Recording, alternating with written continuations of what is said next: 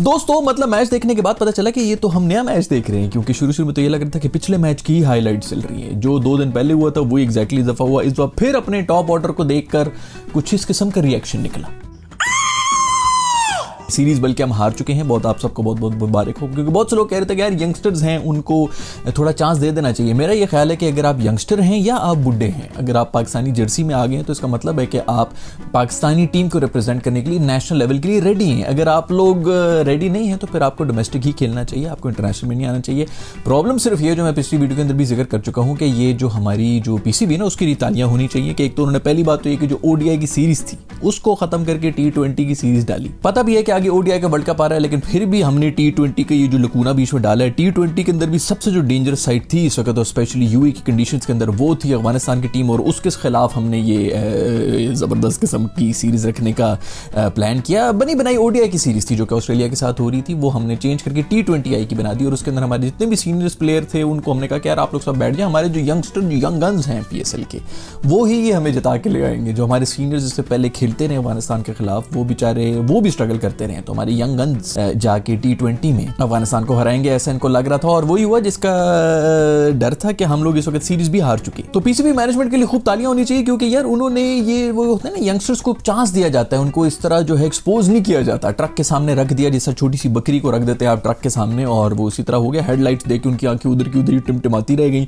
ना बैटिंग हो रही ना बॉलिंग हो रही। लेकिन फिर भी हमारे अभी भी वैसे भी जो कुछ सॉलिड किस्म के हमें मिला है इस दफा टैलेंट, वो बॉलिंग में ही मिला था। जमान था और एहसान है, जिनकी हमें टीम के अंदर कुछ जगह भी बनती। बाकी सब जो है वो अभी भी मेरा नहीं ख्याल के तैयार हैं इंटरनेशनल लेवल के लिए। अगर हैं भी तो इसी तरह हो कि कम से कम पूरी टीम के अंदर बाकी सारे एक्सपीरियंस्ड और पुराने प्लेयर्स हो, उनके साथ एक एक करके बीच में एक लकूना डाला जाता है यंगस्टर का, जो कि दूसरे एंड पे जो खड़ा हुआ होता है वो वही उसको बता रहा होता है कि बेटा शॉट मारने की जरूरत नहीं है, सिर्फ आपने पूरे के पूरे 20 ओवर खेलने हैं।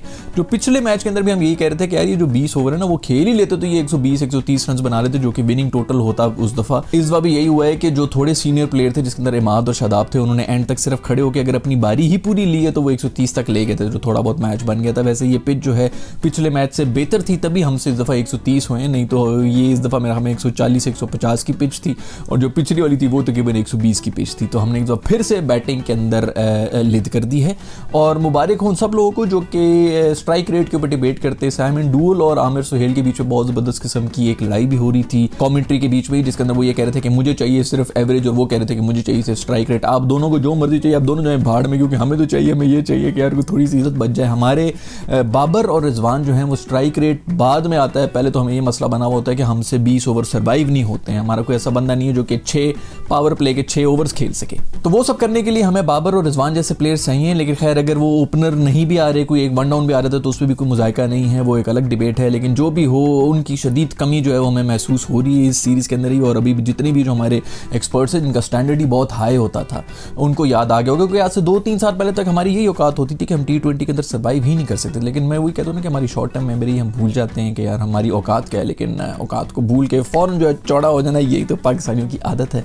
इसी वजह से हम लोग अब जलील भी हो रहे हैं। हमसे इधर जो है वो पावर प्ले के अंदर मेरा हमें कुछ 40 रन नहीं बन रहे हैं, ऊपर से विकेटें भी बचाना मुश्किल हुई। उधर साउथ अफ्रीका हिस्ट्री का सबसे ज्यादा जो है वो टारगेट चेस करके बैठा हुआ है। खैर उसके ऊपर भी बाद में बात ही करेंगे। अभी तो हम जो हमारे साथ जो हो रहा है, हम जितने जलील हो रहे हैं, उसके ऊपर पहले बात कर लेते हैं। अब्दुल्ला भाई को मैं मुबारकबाद देना चाहूंगा, उन्होंने नया रिकॉर्ड कायम किया, जिसके अंदर उन्होंने 4 मुसलसल मैचेस के अंदर डक लेने का एक नया आलमी रिकॉर्ड कायम किया। अभी हम हंसने ही, मतलब अभी हम जोक्स बनाना शुरू ही हुए थे स्काई के बारे में, जिसके बारे में सूर्या कुमार यादव के बारे में पिछले दिनों जो खबरें आ रही थी कि उन्होंने 3 लगातार डक्स लेकर अपना नाम रोशन किया है। तो हम उन पर मजाक लिखने ही वाले थे कि हम अपना मजाक बना के बैठे हैं। यार इतना तो चांस दिया करो कि कम से कम किसी और के ऊपर जोक तो मार सके, उससे पहले हम खुद ही जोक बने हुए होते हैं। वैसे ये बात गलत है यार, ये जो होती है ना, जो पहली बॉल होती है वो वैसी हमेशा ट्राई बॉल होती है। तो मैं तो ऐसी विकेटों को आउट मानता ही नहीं हूँ जो इस मासूम के साथ हो रहा है। लेकिन एक और मैं बता दूं, स्काई जो है वो ओडीआई के अंदर 3 दफा गोल्डन डक हुआ है, और हमारा बॉय जो है गोल्डन डक तो नहीं है, जो भी हो डक्स पे आउट हुआ है, और हमारा बॉय जो है वो T20 के अंदर हुआ है। तो स्काई का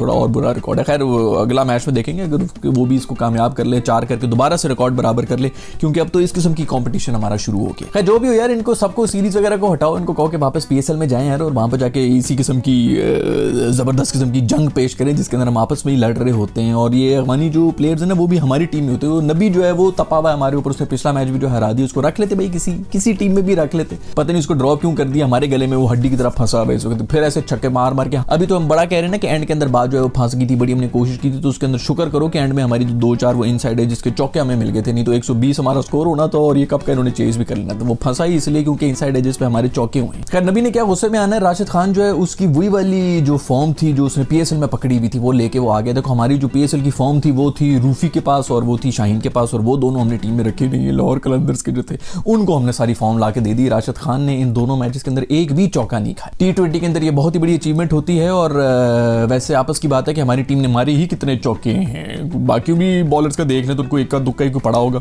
ये तो अल्लाह भला करे इमाद वसीम का, जिन्होंने कोई हमारी इज्जत रख ली। उन्होंने टीम के मेरे ख्याल में 50% स्कोर जो है वो उन्होंने बनाया था अकेले, लेकिन खैर इसको सेल्फिश इनिंग्स नहीं कहा जाएगा क्योंकि इमाद वसीम है। अगर कोई और मखसूस तबके के प्लेयर होते तो उसके ऊपर बातें जरूर हम करते कि उन्होंने बहुत ही सेल्फिश इनिंग्स के लिए पिच ही इस किस्म की थी, उसके ऊपर इसी किस्म का ही स्कोर होना था। इमाद और शादाब की बहुत ही कमजोर किस्म की रनिंग भी नजर आई, जिसके अंदर पता चल रहा था कि इनके बीच में कोई भी किसी किस्म की कोई कम्युनिकेशन नहीं हो रही है, दोनों जो हैं वो नाराज हैं एक दूसरे से।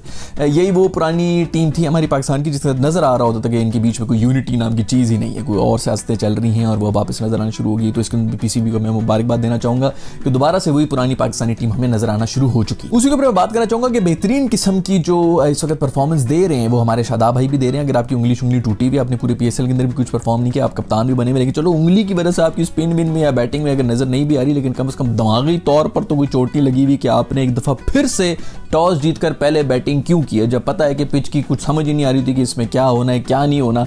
और पिछले मैच के अंदर जो हमने लिद फेरी थी वही हमने दोबारा प्रेशर में उन्हीं बैट्समैन को सामने कर दिया कि भैया और आकर दोबारा से बैटिंग कर लो, और वही हुआ कि एक दफा फिर से हम पहले ओवर के अंदर ही हमें 2 आउट होकर चले गए थे, लेकिन हमारा तो ये, हम तो स्ट्राइक रेट वाले लोग हैं भाई, हमें स्ट्राइक रेट चाहिए, भावे 2 आउट हुए हुए हों 0 के ऊपर। आजम भाई भी जो है उनके बारे में भी हमने बहुत लड़ाइयाँ की कि इनको टीम में रखो, लेकिन उन्होंने अब जो है वो बैटिंग के अंदर आके एक दफा फिर से कर दिए। तीसरा मैच जो कि बिल्कुल डेड रबर होगा, मैं उम्मीद करता हूँ कि इसको क्लीन स्वीप नहीं हम खाएंगे और कम से कम वो जीत जाएंगे और उसके अंदर को हमारे जो यंगस्टर्स हैं वो भी कुछ परफॉर्मेंस कर देंगे, क्योंकि ये तो बहुत ही बुरा हाल है। और मैं टोटली ब्लेम तो इनको नहीं करूंगा क्योंकि इन सब के ऊपर ही टीम को डाल दिया है।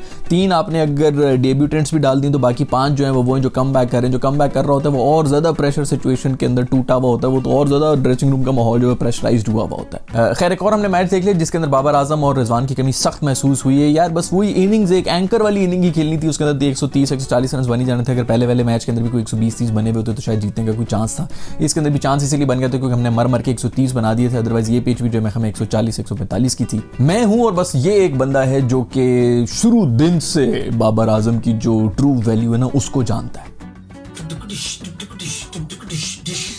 PSL is this Babar Azam is my favorite. Babar Azam is coming ground is Babar Azam जब ग्राउंड पे आता है। कप्तानी की तो मुझे ये समझ नहीं आ रही यार, हम लोग बाबर की कप्तानी के ऊपर अक्सर बातें कर रहे होते हैं, लेकिन 11 ओवर्स हो गए थे और उसके अंदर आपकी जो पिछले मैच का सबसे बेहतरीन बॉलर था मैडी यानी कि इमाद वसीम, उसको कोई ओवर ही नहीं दिया गया था, तो वो भी कुछ समझ नहीं आ रही थी कि किस किस्म की कप्तानी हो रही है। दूसरा बहुत ज़्यादा रिलाई किया जा रहा था कि जो अफगानी बैटर्स हैं वही गलती करेंगे तो कुछ होगा, नहीं तो हमने तो आउट कुछ नहीं करना, तो कोई ऐसी एग्रेशन मुझे नजर भी नहीं आ रही थी, तो अजीब किस्म की कप्तानी हुई। लेकिन जो सबसे बेहतरीन डिसीजन थी वो टॉस के ऊपर ही थी जो कि इन्होंने लेके हम सबका नाम बहुत ही रोशन कर दिया। जो मेरे ख्याल में सबसे ज़्यादा इंपॉर्टेंट चीज़ थी वो थी नसीम शाह को छक्के पड़ रहे थे, क्योंकि उन्होंने वो जो 2 छक्के मार दिए थे अफगानिस्तान को उसके बाद से वो जमीन पर आ नहीं सके थे। बहुत हमने ऐसे पहले भी प्लेयर्स देखे जो कि इसी तरह आए थे, जिसमें हसन अली जो हैं वो पेश होते थे जो कि बहुत ज़्यादा मस्ती के अंदर बिजी हो गए थे और गेम से हट के उनके ध्यान किसी और तरफ ही चले जाते थे और फिर उसके बाद उनका हमने डाउनफॉल भी देख ली। तो भी यही सब चीज़ें हमें नसीम शाह में भी नजर आ रही थी।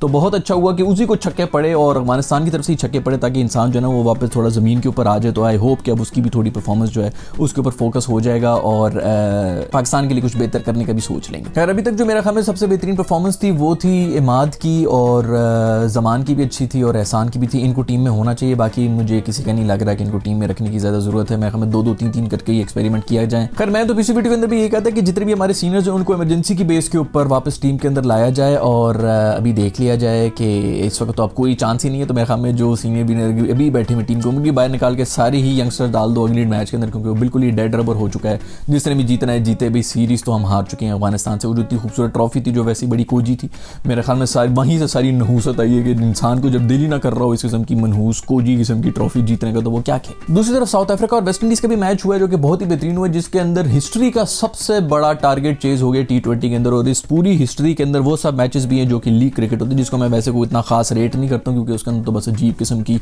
4-4, 5-5 ही क्वालिटी प्लेयर्स होते हैं, बाकी सब जो रेलू कट्टे होते हैं वही होते हैं इन टीम्स के अंदर भरे हुए, तो उसके अंदर फिर भी स्कोर बनाते हैं, लेकिन उनको भी तोड़ दिया है। सबसे बड़ा रिकॉर्ड है जो कि T20I का हुआ है। वेस्ट इंडीज का ये प्लेयर है जॉनसन चार्ल्स, जिन्होंने कोई मेरा ख्याल में कोई 38 बॉल्स के ऊपर या कितनी बॉल्स के ऊपर 100 मारे थे। इतनी खुशियां मना रहे थे, लोग कह रहे थे काली आंधी वापस आ चुकी है, ये हो गया वो हो गया। उसके बाद जब आए तो डी कॉक ने आके मैं 40-41 बॉलों के ऊपर 100 मार दिया, और इन्होंने पावर प्ले के अंदर ही मैच खत्म किया हुआ था। 100 रन बने हुए थे पावर प्ले के अंदर ही। ये जॉनसन मासूम भी यही कह रहा होगा कि यार ये मैंने एक ही परफॉर्मेंस दी थी, तुम लोगों ने उसके ऊपर भी पूरा पानी फेर दिया। खैर मुझे उम्मीद है कि आज के एपिसोड आपको जरूर पसंद आएगा। ऐसा है तो लाइक के बटन को छू लें, और अगर अभी तक आप लोगों ने सब्सक्राइब नहीं किया वो तो सब्सक्राइब करके CB आर्मी का हिस्सा बन जाएं। मैं मिलूंगा आप लोगों से नेक्स्ट वीडियो के अंदर, तब तक के लिए अपना ख्याल रखिएगा। अल्लाह हाफिज़।